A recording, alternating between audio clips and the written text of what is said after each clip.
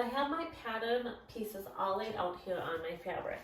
Now, notice in the little diagram that I will add in here that there are two ways to do this.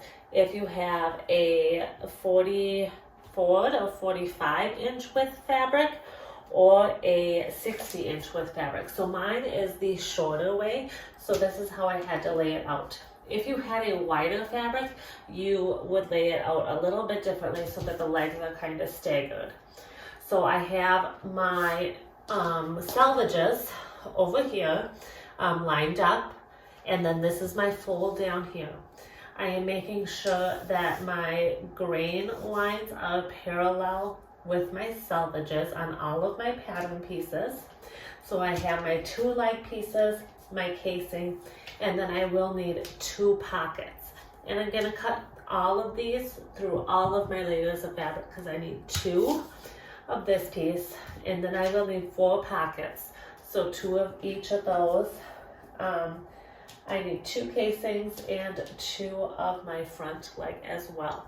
So I'm gonna go ahead and I'm gonna cut these. When I do cut this out, I am gonna make sure that I am inverting my triangles and cutting them out into the fabric wherever I have those on my different pattern pieces.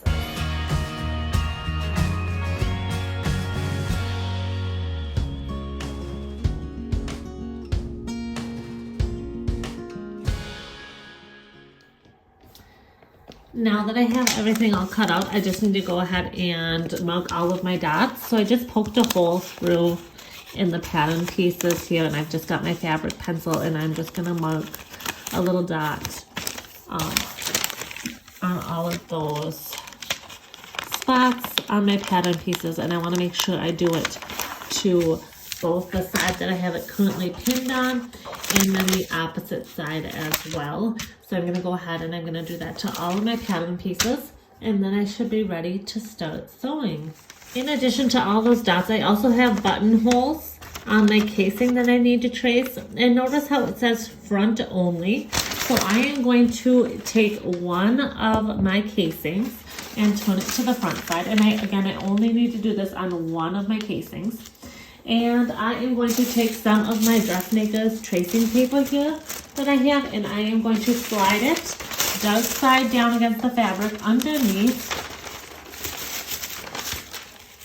my pattern piece, in between the fabric and the pattern piece here. And I'm just going to use this little tool here, and I am just going to trace, make sure this is well lined up here. I'm just going to trace those buttonholes onto the front side of my fabric, and again, I only need to do this to one of my casings.